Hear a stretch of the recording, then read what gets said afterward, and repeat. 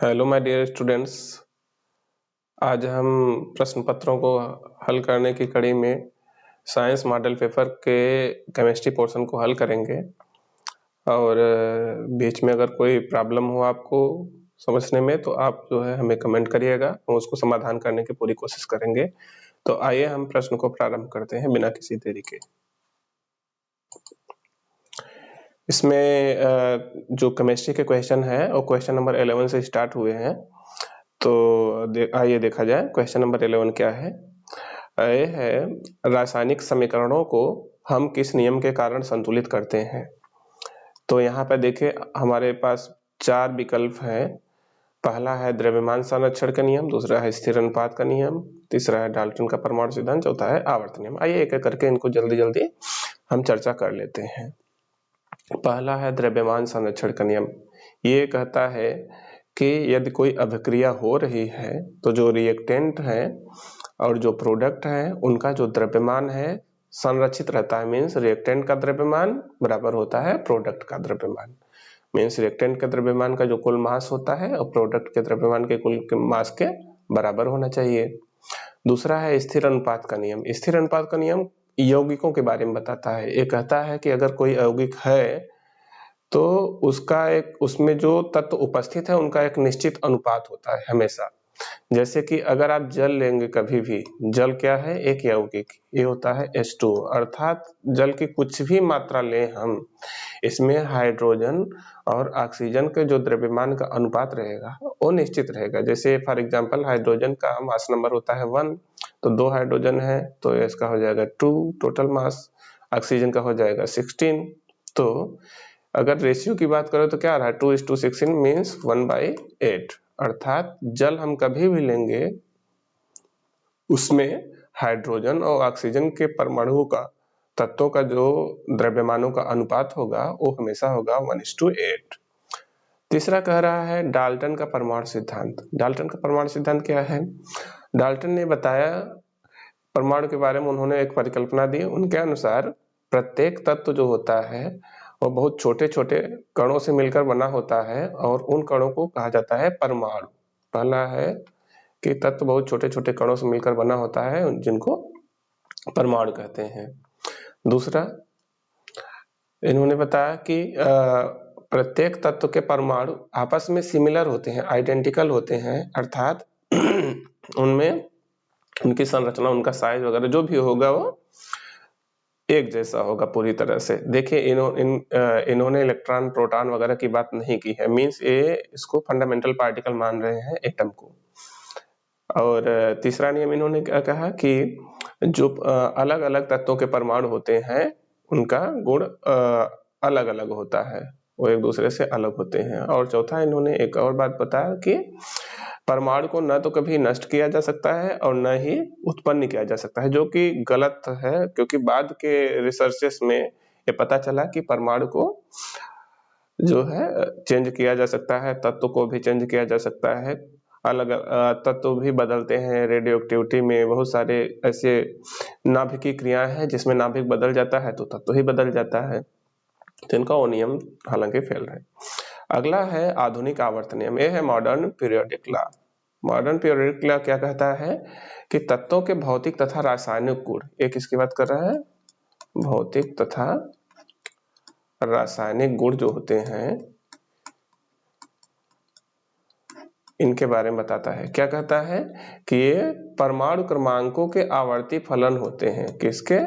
परमाणु क्रमांकों के आवर्ती फलन होते हैं, अर्थात तत्वों को यदि परमाणु क्रमांकों के आधार पर व्यवस्थित किया जाए तो आवर्ती फलन मीन्स कोई चीज रिपीट कर रहा है, मीन्स उनके गुण रिपीट करेंगे एक निश्चित संख्या के बाद फिर से उनके जो गुण है वो रिपीट करने लगते हैं। तो ये होता है आधुनिक आवर्त नियम। इसी के आधार पे आपकी आधुनिक आवर्त सारणी बनी है। तो अगर हम प्रश्न को देखें कि रासायनिक समीकरण, यहाँ समीकरण की बात कर रहा है, तो इसमें कौन सा मोस्ट सुटेबल ऑप्शन है, अप्रोप्रिएट ऑप्शन आपको दिख रहा है? या देखिए किसी में अभिक्रिया आ ही नहीं रहा है, सिर्फ पहला नियम ही ऐसा है जो अभिक्रिया की बात कर रहा है, तो ऑप्शन 1 होगा द्रव्यमान संरक्षण का नियम सही ऑप्शन। आइए आगे के क्वेश्चन देखते हैं। नेक्स्ट क्वेश्चन है Fe plus COSO4 ये जो है बन रहा है कि इसमें कॉपर प्लस FeSO4 में बदल जा रहा है। यहाँ पर हो क्या रहा है, ध्यान से देखिए, यहाँ पर एक कंपाउंड है कॉपर सल्फेट, इसको जब आयरन से फिर से रिएक्शन हो रहा है तो कॉपर यहाँ से कॉपर को हटा दे रहा है आयरन, और वहां पे खुद हो जा रहा है, मीन्स उसको क्या कर रहा है, विस्थापित कर दे रहा है, कॉपर को आयरन क्या कर रहा है, विस्थापित। इसलिए इस प्रकार की अभिक्रिया को हम कहते हैं विस्थापन अभिक्रिया। इसी में अगर कुछ इस तरह से होता कि जैसे NaOH प्लस HCl लें, अगर देखिए एक प्रबल क्षार और प्रबल अम्ल लें, इनके साथ अभिक्रिया कराएंगे तो ये बनता है NaH की जगह ले लेता है और हाइड्रोजन Na की जगह ले लेता है। तो यहाँ से क्या बनेगा, अगर NaH की जगह पे आ जाएगा तो क्या बनेगा, NaCl, और H जो है अगर Na की जगह चला जाएगा तो HOH, दैट इज H2O बनेगा। तो यहाँ पर देखिए क्या हो रहा है, दो तत्व ऐसे हैं जो आपस में स्थान इंटरचेंज कर ले रहे हैं, बदल रहे हैं, द्विविस्थापन हो रहा है। तो ऐसी अभिक्रिया होती है तो हम कहते हैं उसको द्विविस्थापन, लेकिन यहाँ पर तो सिर्फ एक ही विस्थापित कर रहा है, तो एक क्या कहलाएगा, विस्थापन अभिक्रिया। अगला क्वेश्चन है, H प्लस आयन की सांद्रता किस पदार्थ में सबसे अधिक होगी। कुछ यहाँ पर पदार्थ दिए गए हैं और हमको पता करना है कि इनमें किसमें H प्लस आयन की कंसंट्रेशन सबसे अधिक होगी। स्टूडेंट्स, यहाँ आपको ध्यान देना चाहिए कि H प्लस आयन की सांद्रता का अर्थ होता है उसका एसिडिक कैरेक्टर, अर्थात वो कितना ज्यादा एसिडिक होगा। अब दिए गए प्रश्नों में अगर देखें तो एक एसिडिक नेचर नापने का एक तरीका होता है pH स्केल। आप सब जानते ही हैं pH स्केल की जो रेंज होती है वो होती है 0 to 14। इसमें जो बीच की वैल्यू है दैट इज 7, ये होता है न्यूट्रल अर्थात उदासीन, और जैसे जैसे इससे कम होगा वैल्यू pH का वो उतना ही ज्यादा क्या होगा, एसिडिक। और अगर pH की वैल्यू 7 से ज्यादा होगा तो ये क्या हो जाएगा, बेसिक। बेसिक मतलब क्षारीय। और इधर अगर जाएंगे तो क्या आपको मिलेगा, एसिडिक कैरेक्टर बढ़ता जाएगा, अर्थात अम्ल का कैरेक्टर बढ़ता जाएगा। तो दिए गए प्रश्न में अगर हम बात करें तो पहला ऑप्शन है जठर रस। जठर रस जो गैस्ट्रिक जूस होता है, ये जब स्रावित होता है तो इसका pH लगभग 1.2 से 1.8 के अप्रॉक्स होता है, और जो नींबू का रस है इसका pH अप्रॉक्सीमेटली होता है 3 और ग्रेटर देन 3 होता है। शुद्ध जल न्यूट्रल होता है तो इसका pH कितना होता है, 7। और मिल्क ऑफ मैग्नीशिया, ये जो है एक यौगिक है, और ये जनरली अगर आपको कभी पेट गड़बड़ हो तो हमारा पेट में एसिड का प्रोडक्शन अधिक होने लगता है, तो उसको न्यूट्रलाइज करने के लिए इसका हम यूज करते हैं। और अगर एसिड को न्यूट्रलाइज कर रहा है तो आप साफ समझ सकते हैं कि इसका नेचर कैसा होगा, बेसिक होगा। वैसे इसका pH अप्रॉक्सीमेटली होता है 10। तो इन सब में अगर हम कंपेयर करें तो सबसे pH की वैल्यू कम किसकी है, वो है जठर रस, और pH की वैल्यू जितनी कम होगी उतना ही ज्यादा होगा एसिडिक, उसमें H प्लस की कंसंट्रेशन उतनी ही अधिक होगी। तो राइट आंसर होगा जठर रस। चलिए आगे के क्वेश्चन हम देखते हैं। नेक्स्ट क्वेश्चन हमारा है, 4 पदार्थ दिए गए हैं A, B, C और D, जिनके pH के वैल्यूज दिया गया है 5, 8, 10 और 13। देखिए अभी हमने ऊपर के प्रश्न में इसको चर्चा किया है इसके बारे में कि pH वैल्यू का क्या मीनिंग होता है। तो यहाँ पर दिए गए ऑप्शन में देखिए कौन सा पदार्थ कह रहा है, अम्ल है। अम्ल हम जानते हैं कि अम्ल क्या होते हैं, अगर pH स्केल के बेसिस पे हम कहें तो वैसे पदार्थ जिनका pH का मान 7 से कम हो वो अम्ल होते हैं, और pH की वैल्यू जितना ज्यादा कम होती जाएगी उतना अम्लीय लक्षण उसका बढ़ता जाएगा। इस दिए गए ऑप्शनों में आप देखेंगे तो एक ही ऑप्शन है जिसका जो है pH से 7 से कम, वो है 5। 5 किसका वैल्यू है, A का। तो जो पदार्थ A है वही क्या हो जाएगा, एसिडिक अर्थात अम्ल, और बाकी क्या हो जाएंगे, क्षार। आगे देखा जाए, आगे के क्वेश्चन है क्वेश्चन नंबर 15 कह रहा है, निम्नलिखित में से किस लवण का उपयोग सोडा अम्ल अग्निशामक में किया जाता है। अग्निशामक का अर्थ क्या होता है, कहीं पर अगर आग लगी है तो उसको बुझाने के लिए जो यंत्र यूज में लाया जाता है वही कहलाता है अग्निशामक, फायर एक्सटिंग्विशर। और यहाँ पर कह रहा है कि किस लवण का उपयोग सोडा अम्ल अग्निशामक में किया जाता है। यहाँ पर देखिए सोडा अम्ल कह रहा है, सोडा मीन्स एक्चुअली बात कर रहा है सोडियम बाइकार्बोनेट की, अम्ल मीन्स इसका एसिड से रिएक्शन होता है। तो सोडियम बाइकार्बोनेट जब एसिड से रिएक्शन करता है, हाँ यहाँ पे सोडा अम्ल में पहले तो आंसर यहीं से मिल गया है आपका कि इसमें यूज किया जाता है सोडियम बाइकार्बोनेट का। सोडियम बाइकार्बोनेट जब रिएक्शन करता है H2SO4 से तो A बनाता है 2Na2SO4 Na2SO4 प्लस ये बनाता है 2 मोल H2O प्लस 2 मोल CO2। यहाँ पर देखिए यही मेन वह पदार्थ है जो आपको आग को बुझाने में यूज होता है, CO2। Carbon dioxide gas release होगी तो ऑक्सीजन नहीं मिल पाएगा तो आग बुझ जाएगी, ऑक्सीजन की वहां हो जाएगी कमी, इसीलिए इसको एज ए अग्निशामक यूज किया जाता है। तो यहाँ दिए गए ऑप्शन में राइट आंसर है सोडियम बाइकार्बोनेट NaHCO3। देखा जाए आगे के प्रश्न क्या है। क्वेश्चन नंबर 16 है, निम्नलिखित में से कौन उभयधर्मी ऑक्साइड है। उभयधर्मी का अर्थ होता है जो उभय धर्म मतलब दो तरह के इसके पास लक्षण हो। यहाँ पे दो तरह के लक्षण की बात कर रहा है, एसिडिक लक्षण, एसिडिक मतलब अम्लीय, और क्षारीय लक्षण, ये दोनों लक्षण की बात कर रहा है। तो कौन सा ऐसा ऑक्साइड है जिसके पास ऐसे दोनों लक्षण होते हैं। अगर देखिए किसी के पास एसिडिक लक्षण है तो वो बेस से रिएक्शन करके क्या बनाएगा, साल्ट एंड वाटर। या अगर किसी के पास बेसिक कोई सब्सटेंस बेसिक है तो एसिड से रिएक्शन करके क्या बनाएगा, साल्ट एंड वाटर। तो अगर उसके पास दोनों लक्षण है इसका मतलब वो एसिड से रिएक्शन करे या बेस से रिएक्शन करे, दोनों ही केस में वो साल्ट प्लस वाटर बनाता है। तो दिए गए ऑप्शन में ऑप्शन है Al2O3, ये ऐसा ऑक्साइड है, ऐसा मेटल ऑक्साइड है जो कि उभयधर्मी है। और इसके और ऑप्शन की बात करें तो जिंक ऑक्साइड भी उभयधर्मी का नेचर का होता है। अगर हो सकता है कभी आपसे दूसरा भी ऑप्शन पूछा जाए तो इसको बता सकते हैं। आइए आगे देखा जाए।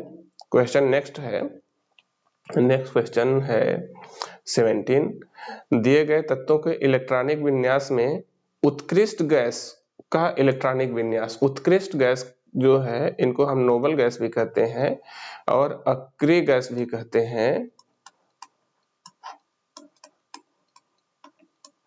ये क्या होते हैं, देखिए अगर हम अपने पीरियोडिक टेबल में देखें तो जो 18th ग्रुप है उसके जो एलिमेंट है उनके आउटर ऑर्बिटल में होते हैं 8 इलेक्ट्रॉन।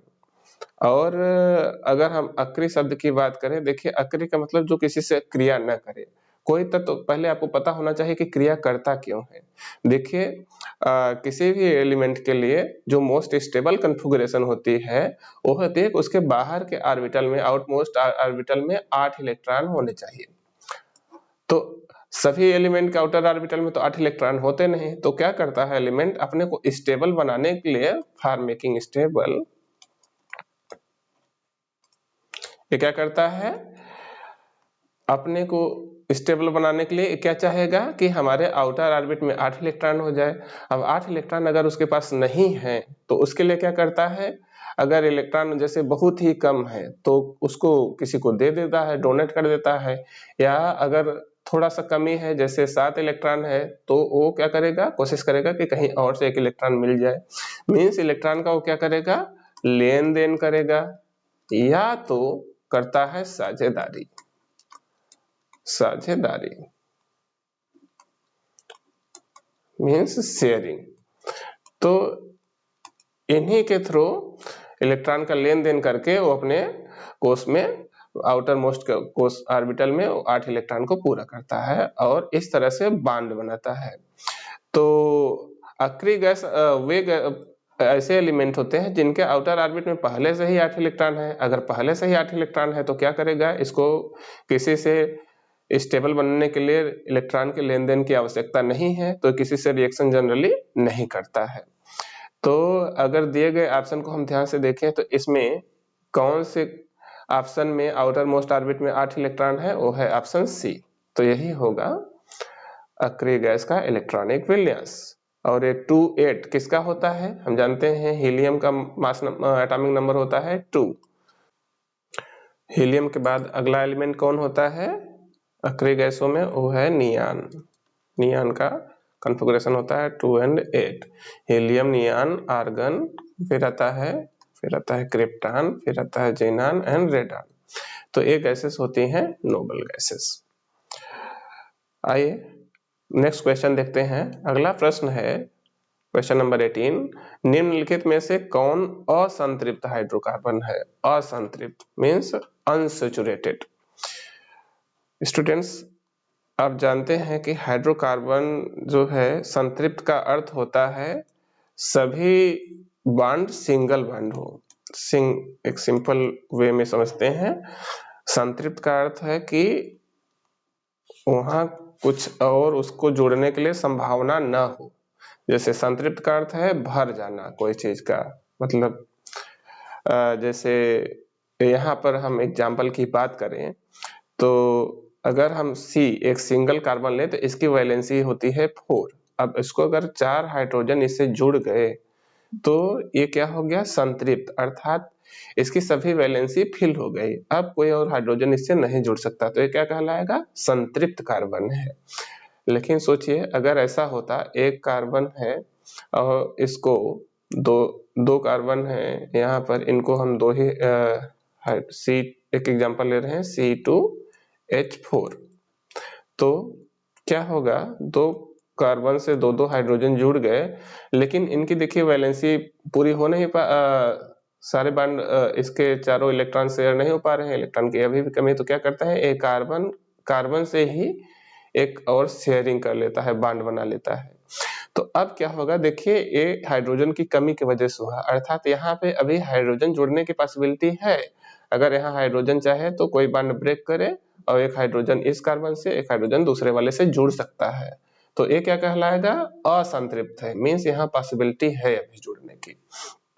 तो अगर हम संतृप्त हाइड्रोकार्बन्स के जनरल फार्मूला की बात करें तो वो होते हैं एल्केन, जिनका जनरल सूत्र क्या होता है CnH2n+2, मीन्स जो हाइड्रोजन का नंबर होता है वो कार्बन के नंबर के डबल का +2 होता है। मीन्स अगर कार्बन 1 है तो हाइड्रोजन कितना होगा 1 का डबल 2, 1 का डबल 2 + 2 तो क्या हो जाएगा 4। अगर कार्बन 2 लें तो 2 का डबल हो जाएगा 4 + 2 मिला देंगे तो आएगा 6। इन द सेम वे अगर कार्बन ले 3 तो हाइड्रोजन हो जाएगा 3 2 जा 6 + 2 करेंगे तो आएगा 8। ये सब क्या है संतृप्त हाइड्रोकार्बन। अगर हाइड्रोजन की संख्या इससे कम होगी तो हो जाएगा असंतृप्त। तो दिए गए प्रश्न में अगर हम देखें तो पहला ही ऑप्शन है, पहला जो है संतृप्त है, दूसरा क्या है C2H6 संतृप्त है, C4H10 ये भी इस फार्मूला में फिट बैठ रहा है, देखिए इसमें फिट बैठ रहा है, ये भी फिट बैठ रहा है, ये भी फिट बैठ रहा है, लेकिन ये C2H2 जो है ये वाला ऑप्शन देखिए इसमें डबल बॉन्ड बन रहा है, जैसा कि यही वाला ऑप्शन हमने यहाँ पर देखा हुआ है। तो ये कैसा हाइड्रोकार्बन है असंतृप्त, तो यही होगा राइट आंसर। अगला प्रश्न देखा जाए, नेक्स्ट क्वेश्चन है HCHO में कौन प्रकार्यात्मक समूह है, कौन सा फंक्शनल ग्रुप है। स्टूडेंट्स आप जानते हैं फंक्शनल ग्रुप क्या होता है, जो किसी हाइड्रोकार्बन में जुड़ के उसकी प्रॉपर्टी को डिसाइड करता है। फंक्शनल ग्रुप कई प्रकार के होते हैं, जैसे फॉर एग्जांपल अगर इसमें बात करें तो यहाँ पर जुड़ा है CHO अगर किसी में जुड़ा है तो उसको क्या कहते हैं एल्डिहाइड।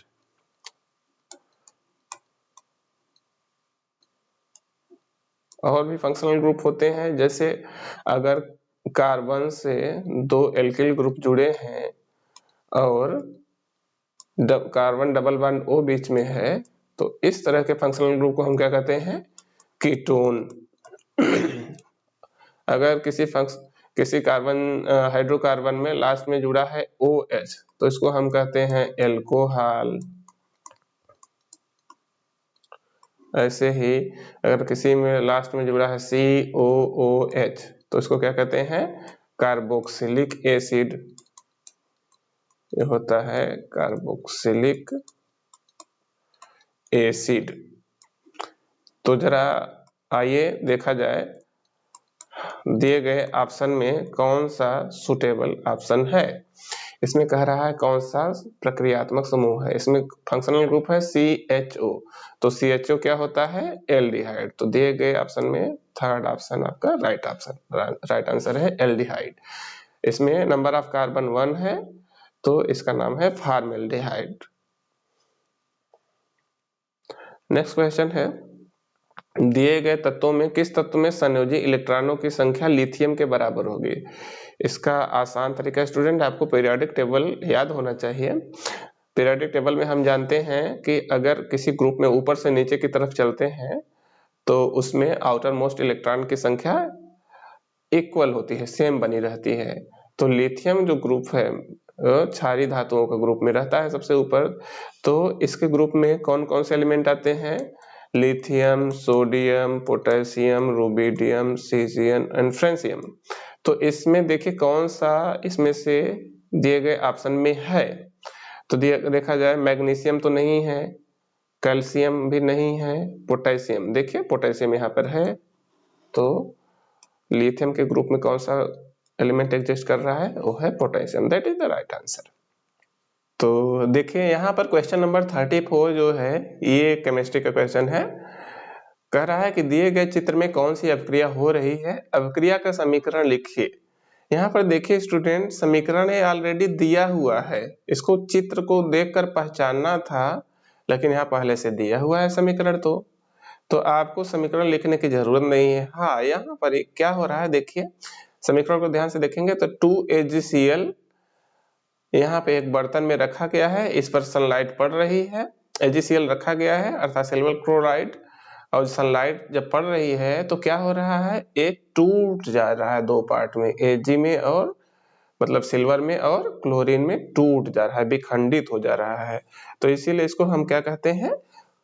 विखंडन अभिक्रिया। जब कोई एक यौगिक किसी वजहों से, हीट की वजह से, इलेक्ट्रिसिटी की वजह से, लाइट की वजह से टूट जाए अपने कंपोनेंट्स में, तो उस अभिक्रिया को क्या कहते हैं?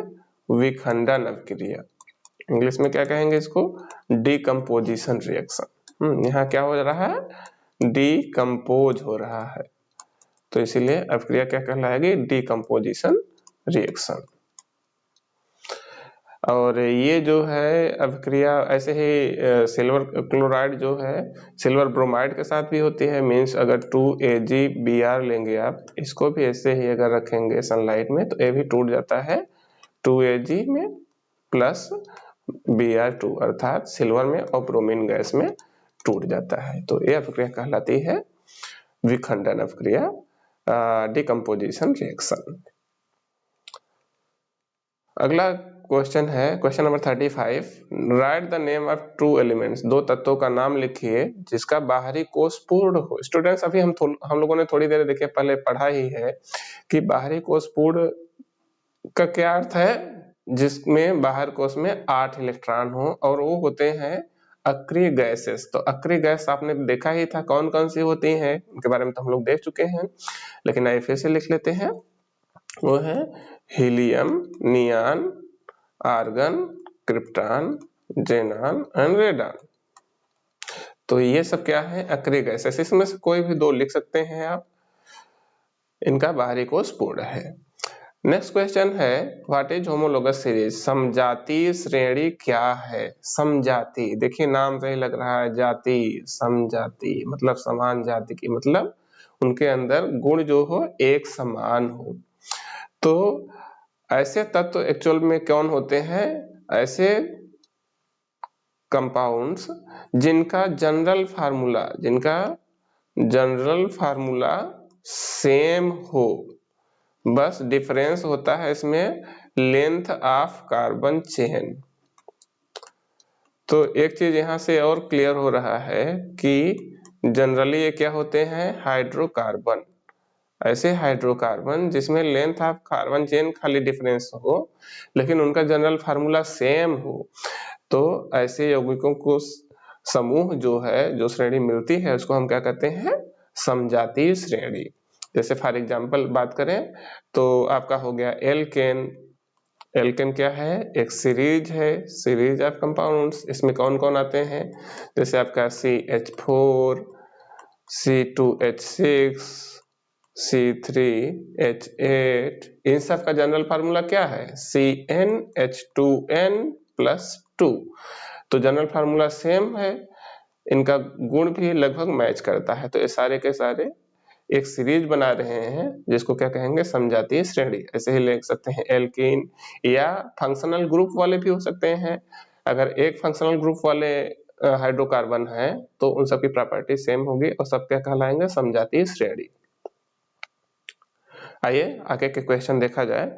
नेक्स्ट क्वेश्चन जो है केमिस्ट्री का, वो है क्वेश्चन नंबर 42। कह रहा है कि रेडॉक्स अभिक्रिया क्या होती है, उदाहरण के द्वारा इसको समझाना है।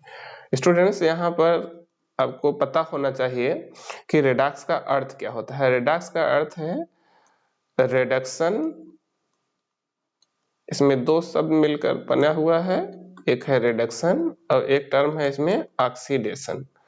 तो रेडॉक्स अभिक्रिया का अर्थ क्या हुआ, ऐसी अभिक्रिया जिसमें रिडक्शन भी हो रहा हो एज वेल एज ऑक्सीडेशन भी हो रहा हो, अर्थात किसी तत्व को वहां पर रिडक्शन हो रहा हो, किसी तत्व को वहां पर ऑक्सीडेशन हो रहा हो।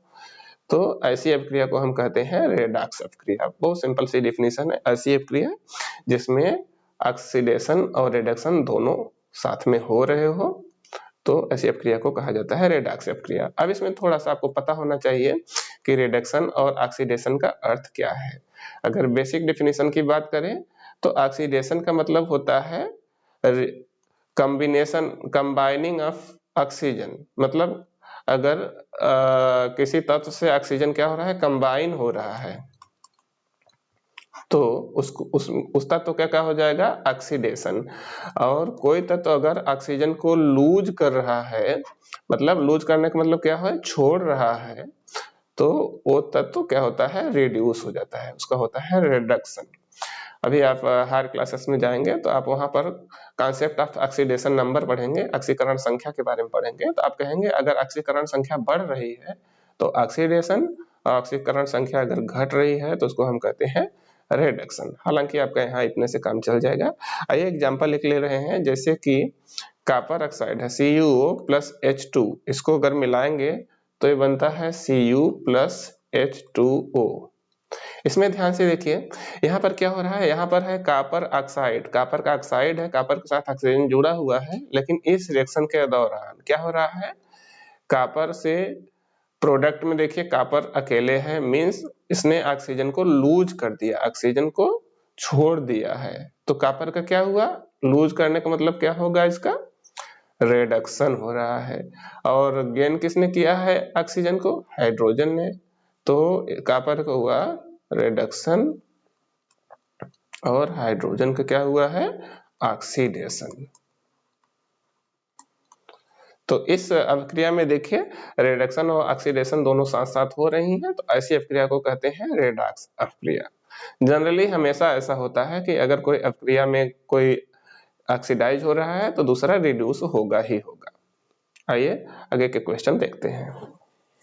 साला नाक बहुत खुजला है, ऐसे कैसे हम जब सोचो कि कुछ न करे इधर उधर। आइए अगला प्रश्न देखते हैं। नेक्स्ट क्वेश्चन क्या है, यहाँ पर दिया है, दिए गए कार्बनिक यौगिकों के, क्वेश्चन नंबर 42 तक हो गया, हम लोगों ने देख लिया। क्वेश्चन नंबर 43 है, दिए गए कार्बनिक यौगिकों के अणु सूत्र लिखना है और संरचना लिखना है। तो आइए हम देखते हैं कौन कौन से कार्बनिक यौगिक है। पहला है ब्यूटेनोन, क्लोरोपेंटेन फिर है और मेथेनॉल। वन बाय वन आइए देखते हैं। पहला है ब्यूटेनोन। ब्यूटेनोन क्या है, एक हाइड्रोकार्बन है जिसमें नोन मतलब इसमें कौन सा फंक्शनल ग्रुप है, कीटोन। कीटोन फंक्शनल ग्रुप जुड़ा है इसमें। अर्थात बीच में कहीं C डबल बॉन्ड होना चाहिए। यहाँ लिखा है ब्यूट, ब्यूट मतलब कितने कार्बन की सीरीज होगी, 4 कार्बन की, तो 1 2 3 4, और इसमें किसी बीच वाले कार्बन पे C डबल बॉन्ड O मतलब डबल बॉन्ड से ऑक्सीजन जुड़ा होना चाहिए। तो मान लीजिए सेकंड पे हमने जोड़ दिया, सेकंड या थर्ड पे आप जोड़ सकते हैं। तो आपके बाकी जो संयोजकताएं हैं कार्बन की वो हाइड्रोजन से फुलफिल हो जाएंगी। तो आपका जो यौगिक मिला है ये क्या कहलाएगा, ब्यूटेनॉल। अगर इसका आपको अणुसूत्र लिखना है तो अणुसूत्र क्या होगा, C4, फिर जो है आप चाहे तो इसको डायरेक्ट ऐसे लिख सकते हैं, C4H की संख्या कितनी है, देखिए 33628 H8O। हालांकि इसको एक और तरह से लिखा जाता है CH3, फिर जो है उसके बाद है CO, फिर से क्या है इधर C2H5। तो ऐसे भी इसको रिप्रेजेंट किया जाता है, एज यू विश, आप जैसे चाहें इसको लिख सकते हैं। नेक्स्ट क्वेश्चन, इसी का नेक्स्ट यौगिक कौन सा है, क्लोरोपेंटेन। दूसरा है क्लोरोपेंटेन। देखिए पेंटेन का मतलब है हाइड्रोकार्बन, एक कौन सा है, संतृप्त हाइड्रोकार्बन, जिसकी कार्बन की श्रृंखला होगी 5 परमाणुओं की कार्बन की श्रृंखला होगी। इसमें जुड़ा है कौन सा फंक्शनल ग्रुप, क्लोरो। क्लोरो क्या होता है, क्लोरीन है, मींस एक ऐसा पेंटेन है जिसमें हैलोजन जुड़ा हुआ है, जिनको हम हैलो एल्केन भी कहते हैं। तो यहाँ पे है कौन सा हैलोजन जुड़ा है, वो है क्लोरीन।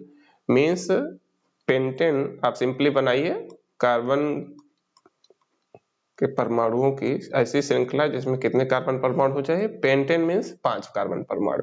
अब इसमें आप कहीं भी एक सिंगल क्लोरो मींस एक सिंगल क्लोरीन जुड़ा है, तो आप इसकी किसी भी वैलेंसी को क्लोरीन से फुलफिल कर सकते हैं। आप क्लोरीन को कहीं भी जोड़ सकते हैं। तो अगर मान लीजिए हम चाहे तो किनारे ही जोड़ दें, चाहे लास्ट में जोड़ दें, किसी भी वैलेंसी को क्लोरीन से फिल कर सकते हैं। तो हमारा जो सब्सटेंस मिलेगा वो कहलाएगा क्लोरोपेंटेन। बाकी को H से फिल कर देंगे।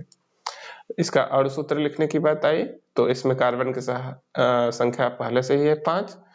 देखिए ए है एल्केन, तो हाइड्रोजन वैसे होना चाहिए था 5 का डबल होता है 10 और 2 12, मतलब H12 होना चाहिए था, लेकिन एक हाइड्रोजन कम है, उसकी जगह पर क्लोरीन आ गया तो H कितना हो गया 11, और क्या है इसमें बाकी Cl। तो ये हो जाएगा क्लोरोपेंटेन का अणुसूत्र। आइए देखा जाए नेक्स्ट, इसी में एक और अभी बचा हुआ है, अगला है मेथेनॉल। तो मेथेनॉल आइए देखते हैं। मेथेनॉल में जो फंक्शनल ग्रुप जुड़ा है वो क्या है, आल मींस एल्कोहल। मेथेनॉल क्या हो गया, एल्कोहल। एल्कोहल में फंक्शनल ग्रुप जुड़ता है OH। यहाँ पे मेथ मींस कार्बन की संख्या कितनी है 1, तो अगर इसको हम OH से जोड़ दें, फंक्शनल ग्रुप लगा दें, तो बाकी वैलेंसी को हम हाइड्रोजन से फिल करेंगे तो हमको मिलेगा CH3OH। इसको हम कहते हैं मेथेनॉल या मेथिल एल्कोहल भी कहते हैं, और ये वही एल्कोहल है। इसके बारे में थोड़ी सी जानकारी आपको पता होना चाहिए। कहीं कहीं सुनते हैं जहरीली शराब बन जाती है, तो उसमें किसी गलती की वजह से मेथिल अल्कोहल फॉर्म हो जाता है। जो ड्रिंक की जाती है शराब वो होती है एथिल अल्कोहल मींस C2H5OH, लेकिन ये जहरीली शराब होती है, इट इज पॉइजनस। और इसका फार्मूला क्या हो जाएगा CH3OH, methyl alcohol, methanol means CH3OH। आइए देखा जाए आगे के कौन कौन से प्रश्न बच रहे हैं केमिस्ट्री के। तो यहाँ पे दो क्वेश्चन अभी देखे बच रहे हैं। क्वेश्चन नंबर 49 है, आयनिक आबंध क्या है, आयनिक गुण लिखिए। फिर कह रहा है इलेक्ट्रॉन के स्थानांतरण के द्वारा Na2 को निर्माण को दिखाएं। तो आइए 1 बाय 1 हम इसके पार्ट्स को हल करते हैं। पहले क्वेश्चन है आयनिक आबंध क्या है।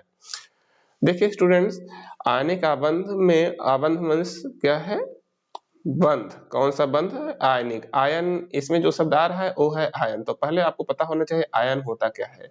हम जानते हैं किसी तत्व मींस किसी एटम, किसी तत्व के एटम या किसी यौगिक के ऊपर यदि आवेश आ जाता है, चार्ज आ जाता है, तो उसी को हम आयन कहते हैं। तो आयन बनता कैसे है, चार्ज कैसे आता है, हम जानते हैं ये हमेशा किसी भी तत्व पे, किसी भी पदार्थ पे आवेश सदैव इलेक्ट्रॉन के लेन देन के कारण से आता है।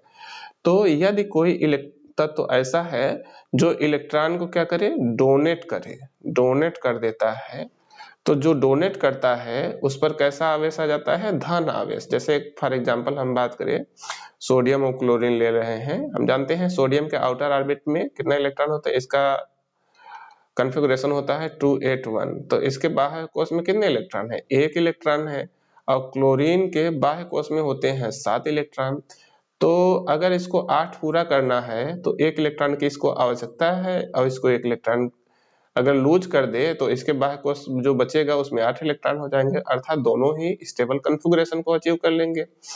तो इसके लिए सोडियम अपना 1 इलेक्ट्रॉन क्लोरीन को डोनेट कर देता है। अगर डोनेट कर देता है तो क्लोरीन का आउटर ऑर्बिट में कितने हो जाते हैं, 7 + 1 मीन्स 1 इलेक्ट्रॉन हो जाते हैं, और सोडियम के भी आउटर मोस्ट ऑर्बिट में 8 इलेक्ट्रॉन हो जाते हैं। लेकिन अब जो है सोडियम ने 1 इलेक्ट्रॉन जब डोनेट कर दिया तो सोडियम पे आ जाएगा पॉजिटिव चार्ज, और क्लोरीन हो जाएगा निगेटिवली चार्ज। अब ये जो है अपोजिट चार्जेस है, तो अपोजिट चार्जेस का नेचर होता है एक दूसरे को अट्रैक्ट करते हैं बाय इलेक्ट्रोस्टैटिक फोर्सेस। तो क्या होगा, ये दोनों एक दूसरे को अट्रैक्ट करके एक दूसरे के साथ बंध जाएंगे, और यहाँ पे जो फोर्स इनके इलेक्ट्रोस्टैटिक फोर्स से जो उनके बीच बॉन्ड फॉर्म हो रहा है, इसी को कहते हैं आयनिक बॉन्ड। तो यही है आपका आयनिक बॉन्ड का आंसर। नेक्स्ट क्वेश्चन इसी में था, इनके गुण धर्म को लिखे। गुण धर्म मीन्स इनके प्रॉपर्टी की बात कर रहा है। तो अभी हमने देखा कि जो आयनिक यौगिक होते हैं एक किस फोर्स से बंधे होते हैं, इलेक्ट्रोस्टैटिक फोर्स। और इलेक्ट्रोस्टैटिक फोर्स जो है बहुत ही स्ट्रांग फोर्स होता है। तो स्ट्रांग फोर्स होने की वजह से आयनिक यौगिक जनरली ठोस अवस्था में पाए जाते हैं, हार्ड सॉलिड के रूप में पाए जाते हैं, कड़ा ठोस के रूप में पाए जाते हैं, और इनकी संरचना जनरली क्रिस्टलीय होती है, और इनका नेचर ब्रिटल होता है। ब्रिटल मीन्स भंगुर। भंगुर क्या होता है, जो पदार्थ पीटने पे चूर चूर हो जाए, तो ऐसे पदार्थों को कहते हैं, चूर होने का गुण जो है यही कहलाता है भंगुर। तो जो आयनिक पदार्थ होते हैं, आयनिक कंपाउंड होते हैं, वो भंगुर होते हैं।